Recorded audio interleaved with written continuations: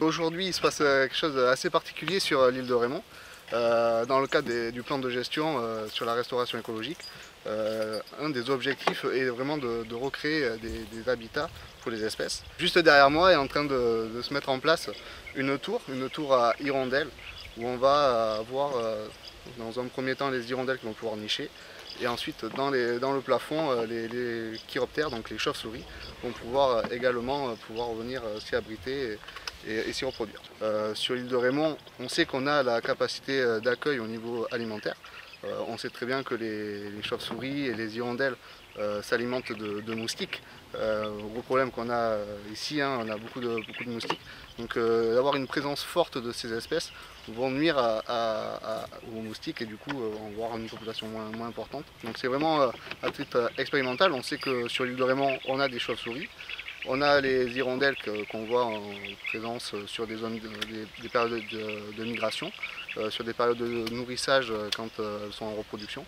Donc de pouvoir les fixer réellement sur le site est vraiment un bienfait pour le site en lui-même et tout ce qui se passe autour. C'est un mât en bois avec une plateforme à un certain nombre je pense que c'est 3 mètres de haut. Va y avoir sur le toit une repasse. Donc une repasse, ça va être le chant de l'hirondelle qui va être émis pour justement attirer l'hirondelle et qu'elle se pose la question, mais qu'est-ce que c'est ce chant? C'est déjà habité, donc elles vont venir par curiosité.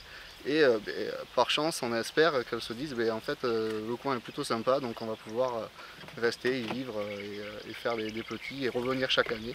Donc voilà, c'est notre souhait et ce qu'on a vraiment envie de...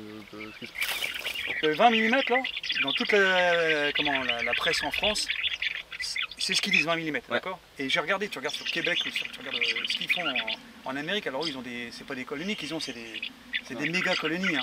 Ils font des gros nichoirs, ils font des préaux, et en fait ils mettent 20 mm comme ça, okay. Et tout ce que je t'expliquais tout à l'heure, ils peignent en noir pour la chaleur, et donc en fait moi je me suis rendu compte que nous on faisait comme les Américains et les Canadiens. Donc du coup je suis content quoi, parce que ça peut que marcher. Voilà, les chauves-souris vont pouvoir passer sur les côtés, donc il y a des systèmes adaptés où elles vont pouvoir se poser, s'agripper et venir évoluer vraiment dans le toit, et donc elles vont pouvoir coloniser toute cette place et s'adapter en fonction de la chaleur qu'il y a dans la petite cabane qu'elles ont.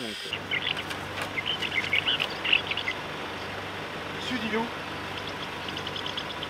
Mais sur la période où les hirondelles vont passer, on va avoir cette repasse qui est mise sur un laps de temps qui est alimenté par ce panneau solaire. Ça fait un appui pédagogique formidable où les gens sur nos animations vont pouvoir venir voir l'intérêt de ça, l'efficacité, et de sensibiliser aussi dans le fait que voilà, on a beaucoup de choses qui sont faites où on détruit plus ou moins les nids, ça dérange dans les habitations et on ne sait pas l'importance qu'elles ont sur les écosystèmes. Donc de pouvoir avoir un appui visuel et pédagogique finalement pour éduquer à l'environnement grâce à ça. On a monté ce mât à cigogne. Là aujourd'hui c'est la tour hirondelle. Demain ça sera sûrement pour orienter sur une autre espèce. Pour le service environnement, c'est vraiment un grand jour réellement. On attend ça depuis plusieurs mois et là c'est pas encore monté, mais on n'a qu'une envie, c'est de voir le mât monter, et puis on va attendre que les choses prennent, quoi.